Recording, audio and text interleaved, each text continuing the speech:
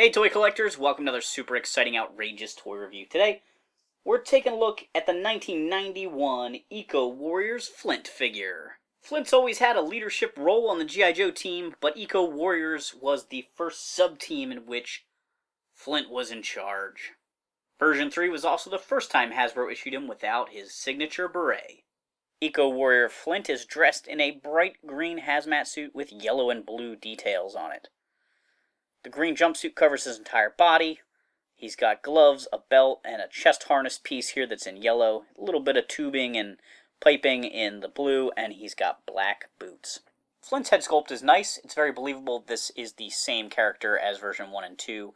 Those figures shared the same head mold. His head moves up and down and back and forth like a standard G.I. Joe figure.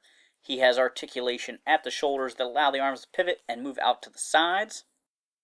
Some of this guy's joints are a little bit stiff, but I think that's because the previous owner liked to use this guy with his gimmick, and I think his rivets are a little rusty. Flint's uniform also features an Eco Warriors logo right here. It's tampoed on. It's a little rough on this particular sample, but a clear printing is on a nice, clean, minty sample. He's got a bend and swivel at the elbow there, and no articulation below that. Standard hands. For a G.I. Joe figure, great for gripping accessories. Of course, his torso is held together with an O-ring, lets him pivot at the waist there. His hips are attached below there that can move out to the side and forward and back. And then down below that, he's got knee joints. My sample here has some rust issues going on with his screw. Again, like I said, this guy definitely was well played with his action feature. For accessories, Flint comes with a yellow helmet. It's got sort of like a bug-eyed visor to it, and then this mesh screen part down below. I'm not super wild about this helmet. For a guy basically like in a hazmat suit going up against toxic threats, the fact that the neck doesn't seal, and the fact that, especially on the card art, this looks like just a grate, seems like it leaves him somewhat exposed.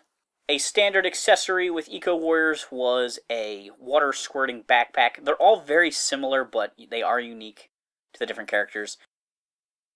This is a purple and orange backpack that can store water, and then using air pressure, squirt it out of the cannon.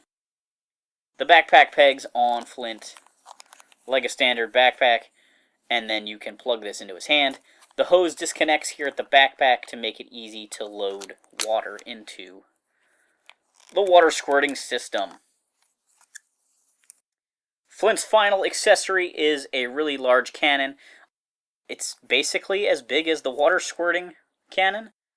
This would later be reused quite a bit for Star Brigade. It is a pretty sci-fi looking gun. I think they were thinking of Super Soakers when they designed this accessory, because that's pretty much what it looks like.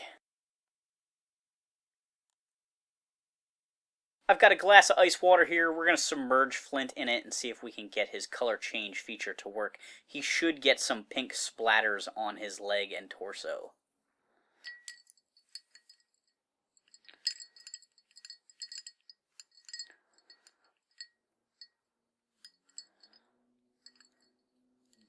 I don't see anything going on there. We're going to try some warm water here too.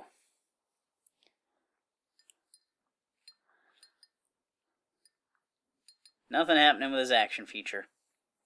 Alright, Flint, let's see if we can take out Cesspool with your water backpack. Got him! Between the Eco Warriors Tampo being worn off and the fact that his color change feature doesn't work anymore, looks like I need to invest in a new Eco Warriors Flint. Flint version 3 is actually Flint's second appearance on a sub-team. Version 2 was Tiger Force Flint. This was his second mold. This mold would go on to be reused later after the Real American Hero line was done to make a Desert Jeep Driver version of Flint. And this version was actually featured in the Deke series and a lot of merchandising in the 90s. Not a bad figure. Certainly not my favorite, though. Obviously, the colors are pretty terrible, but they work for Eco Warriors. You know, I kind of give them the pass. I'm not crazy about the helmet design. His equipment seems fine.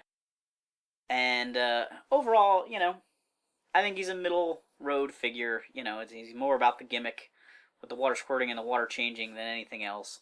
I am glad that they kept the Flint character alive. I feel like some of those really key characters like Duke, Flint, Snake Eyes, they really could have released one of them every other year in the G.I. Joe line. Cobra Commander, because it was very frustrating for me as a kid if I couldn't get a hold of some of these characters, especially because I grew up watching the cartoon show, but kind of like just at the end of those 85 characters being available.